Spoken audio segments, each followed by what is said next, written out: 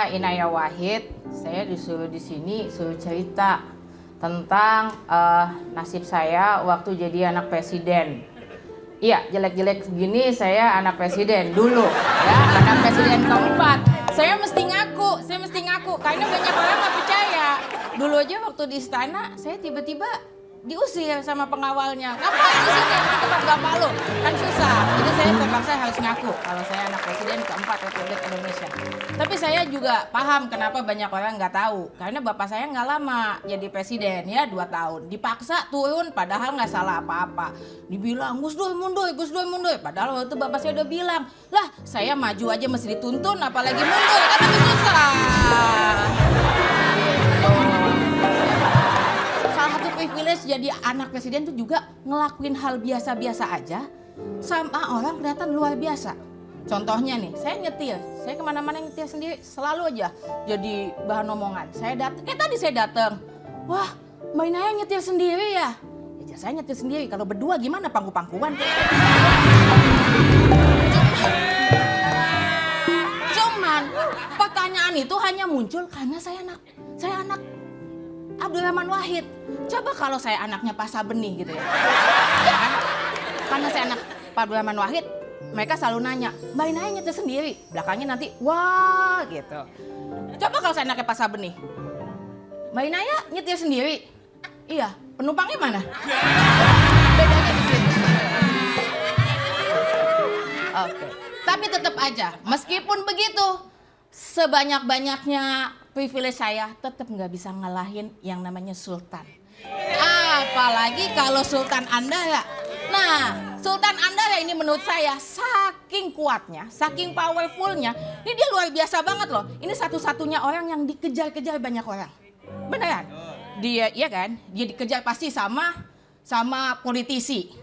Diminta jadi timnya, pasti. Dikejar sama partai, ya kan? Jadi caleg dan segala macam, ya kan? Dikejar cewek-cewek, ya kan? Ya. Nah, dikejar petugas pajak, ya kan? Nah, gitu. Dia udah cocok banget jadi pemimpin. Dia bisa jadi presiden. Selain ya, dia bahkan bisa menjual suara yang jelek, gitu ya. Dia ini juga merangkul semua kalangan, ya kan? Kalangan masyarakat pedagang, kalangan guru, kalangan istri orang, semuanya bisa dirangkul sama dia. Gitu. Hebat banget.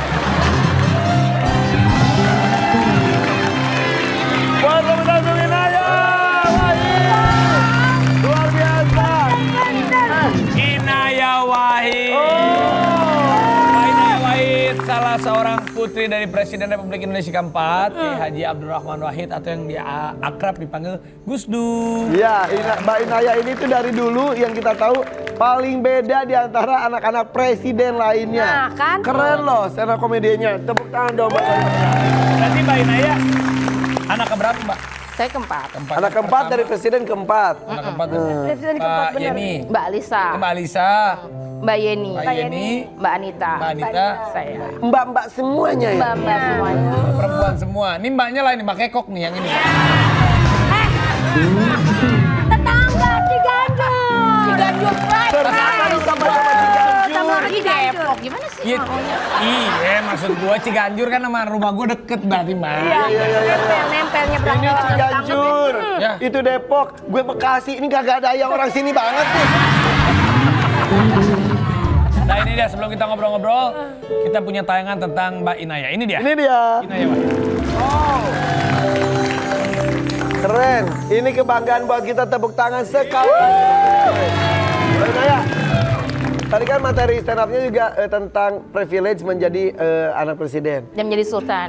dan sultan. Gua sultan-sultan. Iya. Tapi ada yang sesuatu yang tidak bisa dilakukan sebagai anak presiden, tapi orang awam justru santai aja melakukan. Apa itu? Apa aja? Ngamuk-ngamuk di sosial media.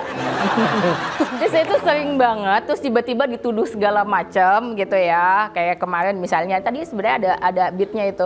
Kayak misalnya contohnya kemarin dituduh, itu ya, itu bapaknya kalau dulu berkuasanya lama juga anak-anaknya pasti bakalan kayak gitu juga.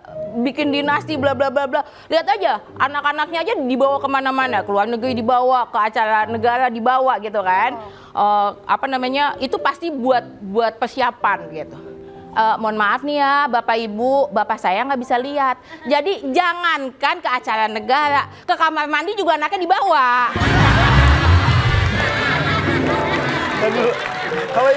Dan dulu ya, kalau yang ngomong anaknya sih santai ya. Benar. Kalau kita kan yang ngomong kita ya.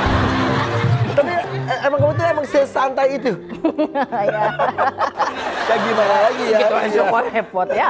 Gitu aja kok repot. Itu aja kok repot tagline-nya tuh. Tapi kalau disuruh pilih, Menikmati atau terbebani? nah itu. Seenggak enak-enaknya kan tetap lebih banyak enaknya ya. Maksudnya dalam arti namanya privilege. Semua orang pasti sebenarnya senang dengan privilege. Ya, ya, Nyaman. Betul. Ya kan? Tapi ngomong-ngomong, Masih dikawal pas pampres nggak sih katanya kalau keluarga nih yang setahu aku. sampai mantan pun, Katanya kalau sampai sudah tidak menjabat itu keluarganya masih dijaga oleh pas pampres, itu betul nggak? Jadi nyebutnya itu bukan mantan presiden ya. Karena bapakku nggak pernah jadian sama Pak Jokowi kan. Jadi bukan mantan presiden. lu nyebelin banget. Bener. Kan misal, Gini. Raffi mantannya siapa gitu kan. Nyebutnya bener. Presiden RI keempat. Presiden Gitu. iya, iya, Pak iya. Jokowi itu Presiden RI ketujuh. Jadi kalau nyebut Gitu. mantan presiden berarti pernah pacaran sama presiden. Bukan mantannya. Oke, diralat. Berarti presiden ke-1, presiden Soekarno, kedua, presiden kedua, ketiga, Soeharto, iya ketiga. presiden keempat, kelima, keenam, ketujuh.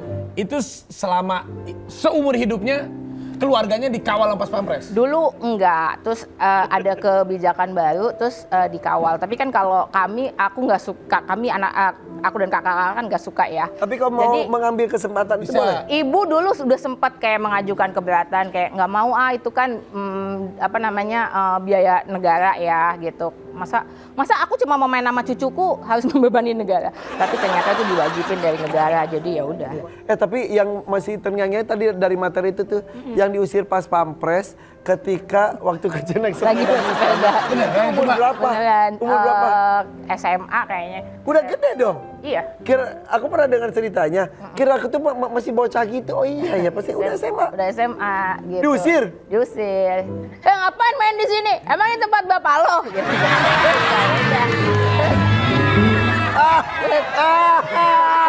Terus ya udah.